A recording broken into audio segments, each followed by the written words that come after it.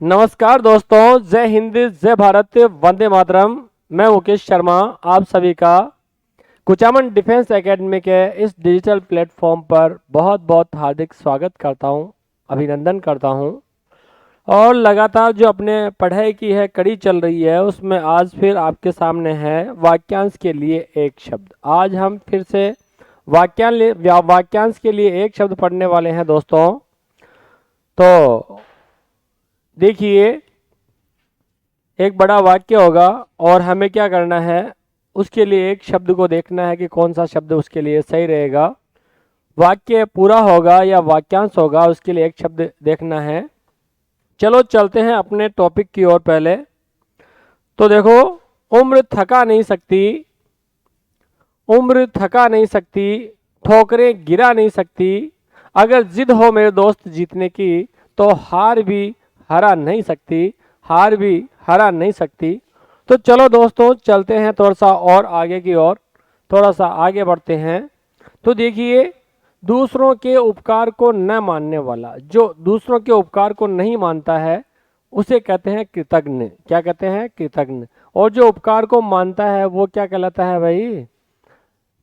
कृतज्ञ भी कह सकते हैं और एहसान फरामोश भी कह सकते हैं। एहसान फरामोश, फरामोश, फरामोश, एहसान फरामोश भी कह सकते हैं।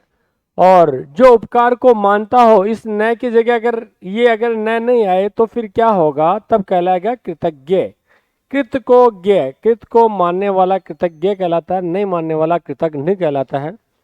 बुरे कामों के लिए जो प्रसिद्ध होता है, देखो जब बात ही बुरे की आ गई है तो उपसर्ग होता है कु। कुख्यात, ख्यात का मतलब होता है प्रसिद्ध, है ना।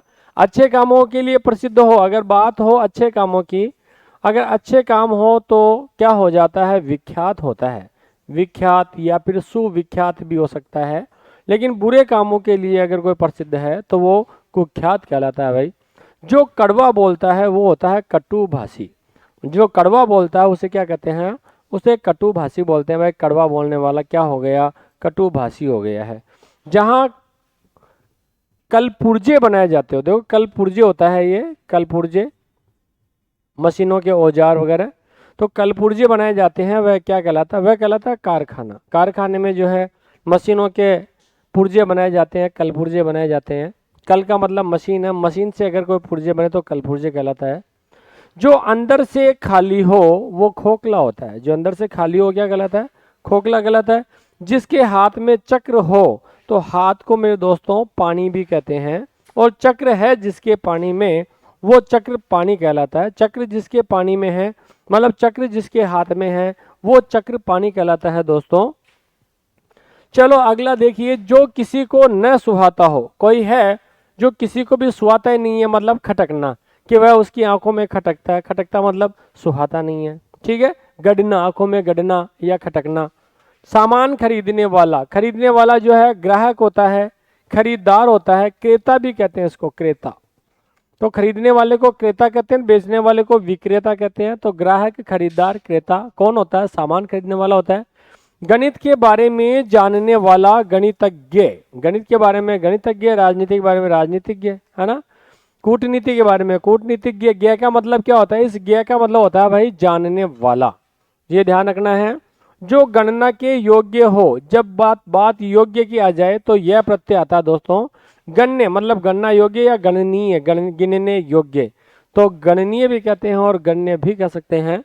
आकाश को छूने वाला, जो आकाश को छू लेता है वो कहलाता है गगनचुंबी। गगनचुंबी जो आसमान को छू रहा हो, बहुत ऊंचा हो, उसे गगनचुंबी कहा जाता है। जो गुप्त बातों का पता लगाए, जो गुप्त बातों का पता लगाए वो कहलाता है गुप्तचर। पहले राजे महाराजे गुप्तचर रखा करते थे। छिपाने योग्य बातें वो होती है गोपनीय, मतलब गोपनीय बातें। और देखिए, गायों को पालने वाला। अब आपको पता है गायों को पालने वाला कौन होता है? गायों को पालने वाला जो है वो ग्वाला होता है भाई। कौन होता है? गायों को पालने वाला गोपाल होता है, गोपाल, है ना।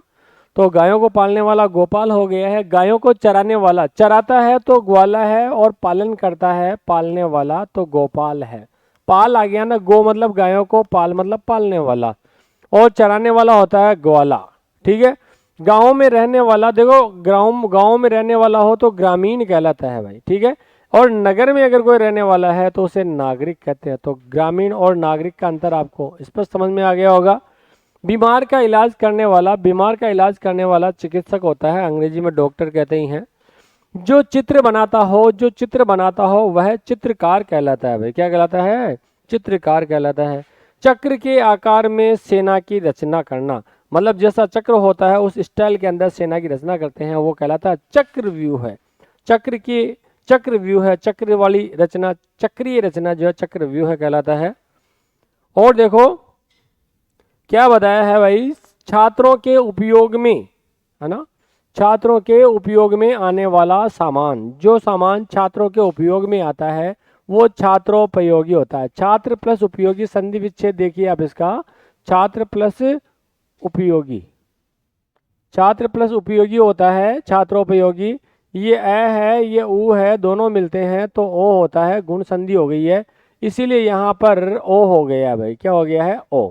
ठीक है। छात्रों को दिया जाने वाला अनुदान या राशि, छात्रों को जो अनुदान या राशि देते हैं वो छात्रवृत्ति कहलाती है भाई। जल में रहने वाला जीव क्या कहलाता है? जलचर कहलाता है। जल में रहने वाला जीव जलचर कहलाता है। जिसने इंद्रियों को वश में कर लिया हो, तो जिसने इंद्रियों को वश में कर लिया हो वो जितेंद्रिय कहलाता है। इंद्रियों को जीत लिया हो जिसने। जन्म से अंधा, तो देखो जन्म से जो अंधा है वो जन्मांध होता है। क्या होता है? जन्म से अंधा जन्मांध होता है मेरे दोस्तों। जिसमें जानने की इच्छा हो, तो देखो जानने की इच्छा हो ऐसा व्यक्ति कहलाता है जिज्ञासु। जानने की इच्छा रखने वाला जिज्ञासु होता है। ज्योतिष विद्या का ज्ञान रखने वाला, जो ज्योतिष विद्या का ज्ञान रखता है, ज्योतिष के बारे में जानता है, वो ज्योतिषी होता है। कौन होता है? ज्योतिषी। ऐसे खगोल विद्या का ज्ञान रखने वाला खगोलज्ञ हो जाएगा। और देखिए, जिसे देखकर डर लगे, अब डर लगेगा तो फिर तो डरावना होगा तभी डर लगेगा भाई, तो डरावना हो ही जाएगा। तप करने वाला तपस्वी होता है। दूर की देखने और सोचने वाला जो है वो दूरदर्शी होता है। जो दूर की देखे, दूर की सोचे, वो दूरदर्शी कहलाता है। जो देखने योग्य हो वो दर्शनीय कहलाता है भाई, है ना। जिस पुत्र को गोद लिया गया हो वो दत्तक पुत्र कहलाता है। कौन सा पुत्र कहलाता है? दत्तक। जहां पहुंचना कठिन हो, तो देखो कठिन शब्द आ गया, कठिन के लिए दुर शब्द का प्रयोग किया जाता है, दुर्गम। वैसे संधि विच्छेद होता है दुह प्लस गम, लेकिन बात करें उपसर्ग की तो उपसर्ग हो जाएगा इसमें दुर, ये विसर्ग का र हो जाता है भाई। ये देखो ये र ऊपर चढ़ गया है, चढ़ गया ऊपर रे। ऊपर कब चढ़ता है? जब दू के बाद में आगे कोई व्यंजन होता है, तो व्यंजन होता है तो ऊपर चढ़ जाता है, और स्वर होता है तो मिल जाता है। ठीक है। जो समझने में कठिन हो, जब भी बात कठिन की आ जाए तो दुर हो जाता है, दुर। दुर्बोध, बोध का मतलब होता है समझना, दुर्बोध मतलब जिसका बोध कठिनता से हो, जो समझने में कठिन हो वह दुर्बोध कहलाता है भाई। आगे क्या बताया गया है? आगे देखिए बताया गया, जिसका आचार विचार अच्छा नहीं हो वो दुराचारी कहलाता है। जिसका आचार विचार अच्छा नहीं है वो क्या कहलाता है? वो कहलाता है दुराचारी। बुरे आचरण वाला दुराचारी होता है। कठिनाई प्राप्त होने वाला, जो कठिनाई से प्राप्त हो वो कहलाता है दुर्लभ। जो आसानी से मिले, अगर बात हो जाए आसानी से, अगर आसानी से मिल जाए तो वो कहलाता है सुलभ। मतलब जो आसानी से मिल जाता है वो सुलभ होता है, मुश्किल से मिले वो दुर्लभ होता है। दूर की सोचने वाला दूरदर्शी होता है, जो दूर की देखता है। जिसे करना कठिन हो जाए, मतलब जिस काम को करना कठिन हो वो कहलाता है दुष्कर, मतलब मुश्किल से करने योग्य। और सुकर, जो आसानी से जिसे अपन कर सके वो सुकर होता है। धर्म को चलाने वाला हमेशा धर्म प्रवर्तक होता है। धर्म को चलाने वाला धर्म प्रवर्तक। दीन ए इलाही धर्म किसने चलाया? क्या भाई? दीन ए इलाही जो है अकबर ने चलाया है। ठीक है। जैन धर्म के प्रवर्तक कौन है, मतलब जैन धर्म को चलाने वाले कौन है? तो जैन धर्म को चलाने वाले महावीर स्वामी हैं, है ना। इस प्रकार से मांस न खाने वाला जो मांस नहीं खाता है वो होता है निरामिष। और खाने वाला कौन होता है? खाने वाला, मांस खाने वाला जो है वो होता है भाई सामिष। सामिष भी होता है और आमिष भी होता है। याद रखिए, आमिष और सामिष एक ही बात है, और दोनों का विलोम शब्द निरामिष होता है। अपन पहले बात कर चुके हैं ऐसी। ईश्वर में विश्वास न रखने वाला नास्तिक होता है। और रखने वाला कौन होता है? रखने वाला कौन होता है भाई? आस्तिक होता है, आस्तिक होता है। ईश्वर में जो विश्वास रखे वो आस्तिक कहलाता है, जो नहीं रखे वो नास्तिक कहलाता है। और देखिए क्या बताया गया है, जो अभी पैदा हुआ हो, अरे जो अभी अभी पैदा हुआ है वो क्या कहलाएगा, वो नवजात कहलाएगा मेरे दोस्तों, कि नया नया ही जन्मा है, नवजात कहलाता है। जो जो अभी पैदा हुआ वो नवजात है, ठीक है। जिसके पास धन न हो, जिसके पास धन नहीं है वो है निर्धन। निर्धन है, गरीब है, जिसके पास धन नहीं है वो निर्धन है, वो गरीब है भाई, ठीक है। नष्ट होने वाला क्या कहलाता है, नश्वर कहलाता है। नष्ट होने वाला नश्वर कहलाता है। रात में विचरण करने वाला निशाचर। निशाचर, निशा मतलब रात में, चर मतलब घूमने वाला, तो वो निशाचर होता है। राक्षसों को निशाचर कहते हैं ना।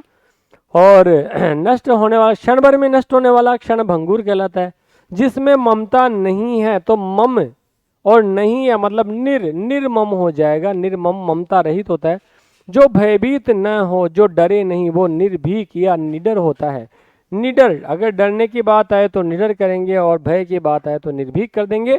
जिसका कोई आधार ना हो वो कहलाता है निराधार। जिसका कोई आधार नहीं है वो निराधार हो जाएगा मेरे दोस्तों। चलिए और आगे की ओर देखते हैं क्या बताया गया है। देखो, निरीक्षण करने वाला वो कहलाता है निरीक्षक। निरीक्षण करने वाला निरीक्षक कहलाता है। जिसका कोई आकार नहीं है, आकार नहीं है इसका मतलब वो निराकार है। नया आया हुआ व्यक्ति, अगर कोई व्यक्ति अभी अभी नया नया आया है तो नव आगंतुक होता है, नवागंतुक। जिसमें संदेह नहीं है वो निस्संदेह है, बिना संदेह वाला निस्संदेह है ना, कि निस्संदेह है। बहुत मेहनत करने वाला, बहुत मेहनत करने वाला मेहनती भी होता है, परिश्रमी होता है।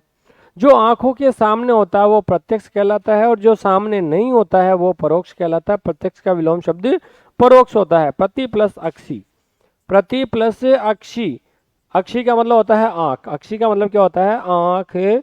जब संधि करते हैं तो ये जो ई है ये लुप्त हो जाता है। ऐसे परोक्ष जो है पर प्लस अक्षी, दूसरी ओर अगर आंख है तो परोक्ष है भाई, ठीक है। तो चलिए आज के जो है वाक्यांश के लिए एक शब्द जितने थे उतने अपन ने कर लिए हैं। फिर नए वीडियो में और कुछ नया लेकर के आपके सामने आएंगे। रख हौसला वो मंजर भी आएगा, प्यासे के पास चलकर समंदर भी आएगा। यो थक कर नहार ए मंजिल के मुसाफिर, मंजिल भी मिलेगी और मिलने का मजा भी आएगा। तो दोस्तों लगातार जुड़े रहो, हम आपके साथ में हैं और नए नए वीडियोस, नए नए क्वेश्चंस वगैरह आपके साथ में लेके आएंगे। यदि चैनल पर नए हैं तो सब्सक्राइब कीजिए, वीडियो को लाइक करना नहीं भूलना है, कमेंट बॉक्स में कमेंट अवश्य लिखना मेरे दोस्तों। मिलते हैं फिर। जय हिंद, जय भारत, वंदे मातरम।